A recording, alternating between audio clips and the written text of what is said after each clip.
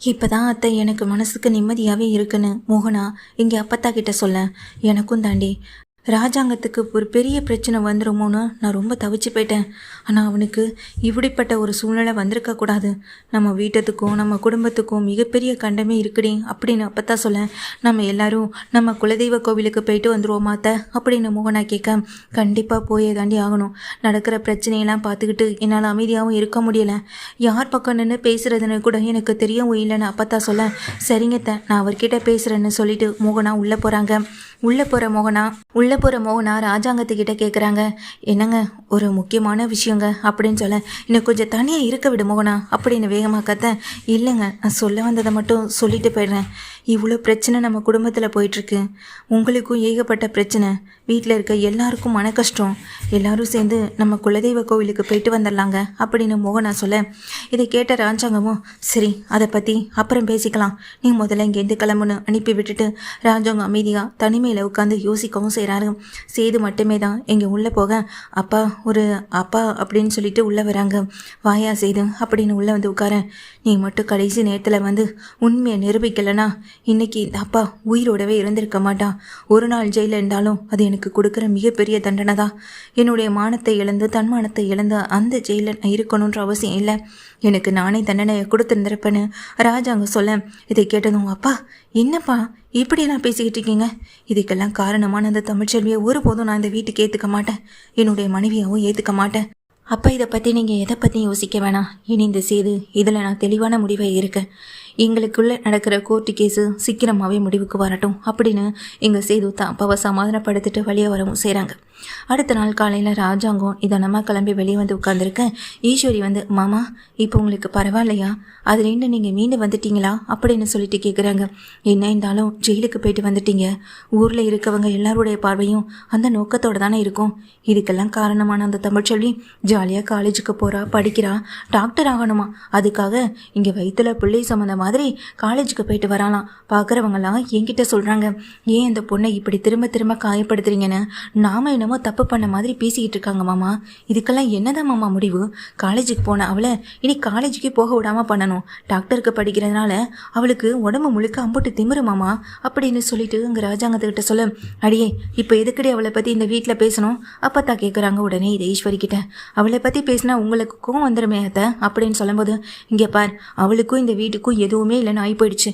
இதுக்கப்புறம் அவளை பற்றி இந்த வீட்டில் பேசுகிறத இதோட நிறுத்திக்கோங்க. அவளை பற்றி பேசி பேசி உங்களுக்கு என்னடி ஆக போகுது அப்படின்னு சொல்ல. பாத்தியலா மாமா, அந்த தமிழுக்கு தான் சப்போர்ட் பண்ணி பேசுகிறாங்க. தமிழால் நம்ம குடும்பத்தில் நடந்த பிரச்சனையெல்லாம் மறந்துட்டு பேசுகிறாங்கன்னு சொல்லிட்டு இங்கே ஈஸ்வரி சொல்ல.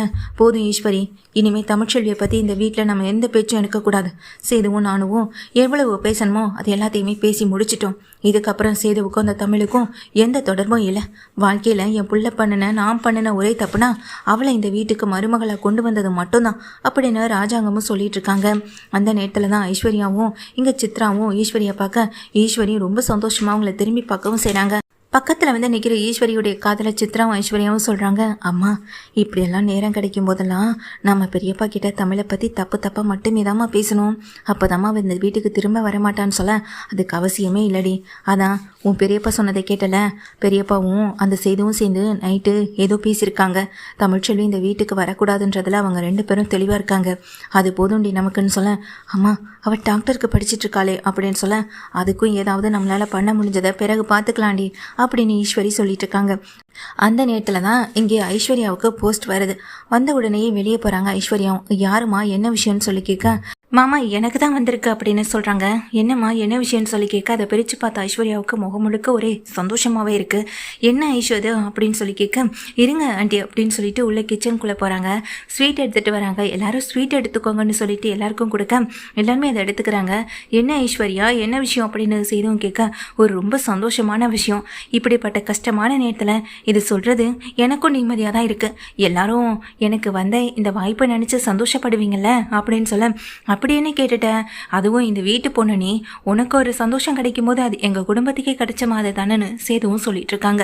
அப்போதான் எங்கள் ஐஸ்வர்யா, அது ஒன்றும் இல்லை சேது மாம்சு, எனக்கு நிறைய குரலில் பேச தெரியும்னு உங்களுக்கு தெரியும்ல அப்படின்னு சொல்ல, அதை கேட்ட உடனே ஈஸ்வரி அப்படியே பார்த்து ஷாக் ஆகுறாங்க.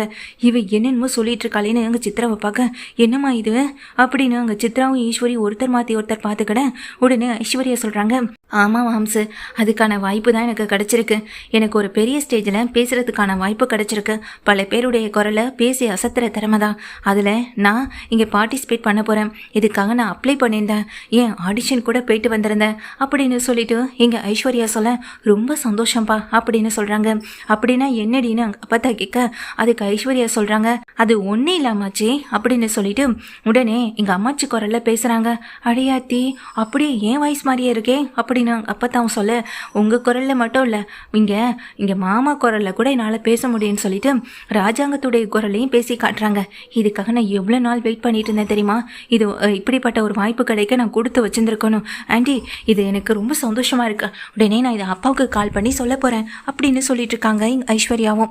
ஐஸ்வர்யா அப்படி சொல்லிகிட்டே இருக்க ஈஸ்வரி சித்ராவும் கண்ணை காட்டுறாங்க.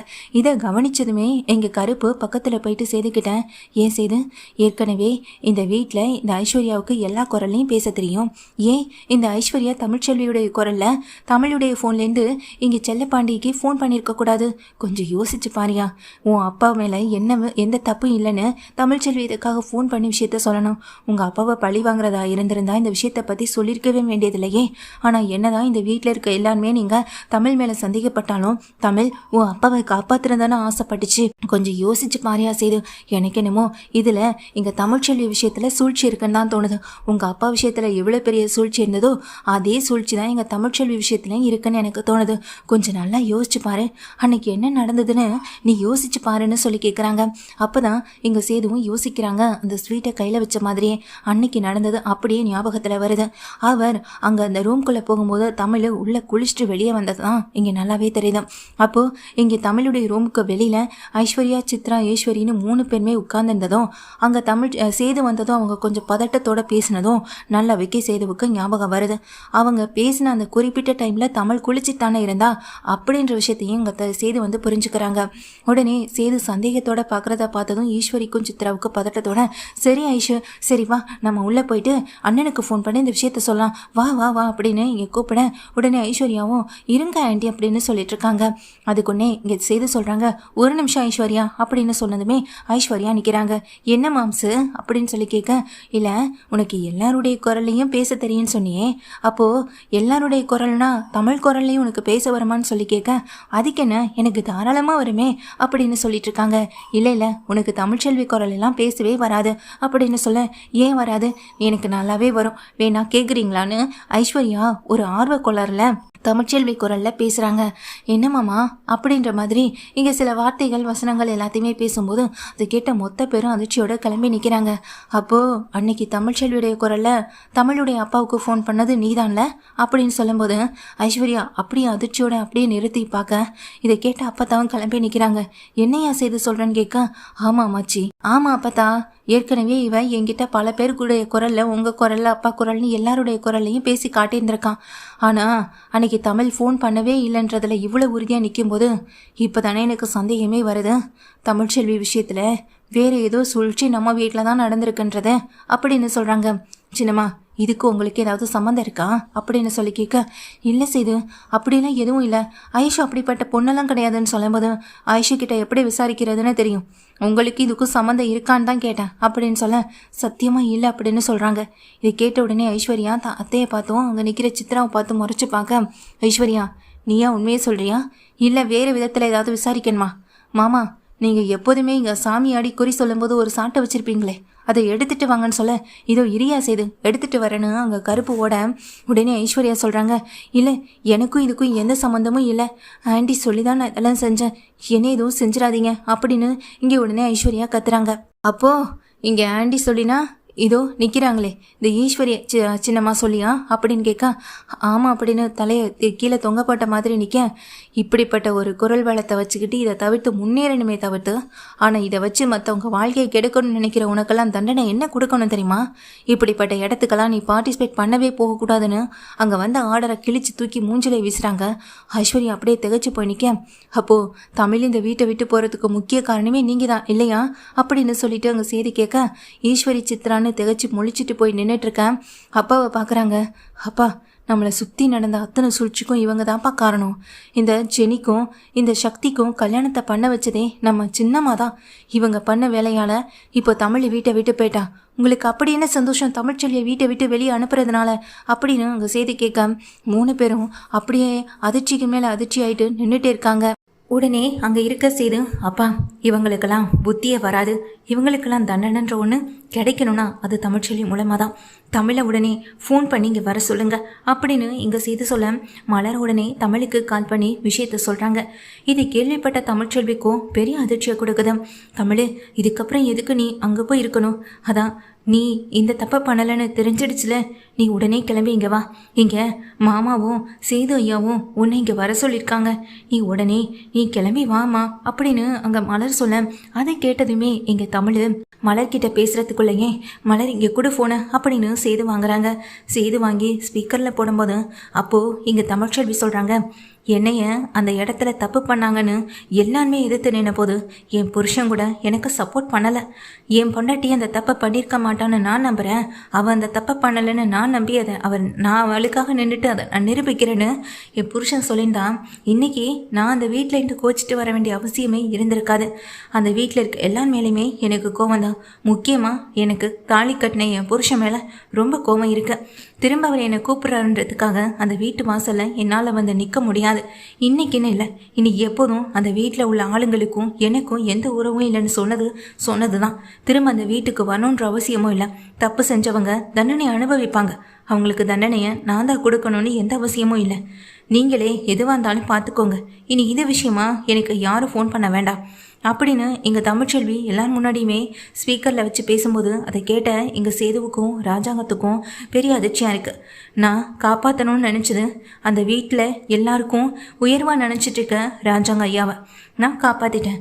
அவ்வளவுதானே தவிர்த்து அந்த குடும்பத்து கூட இனி ஒன்று சேரணுன்ற அவசியம் எனக்கு கிடையாது.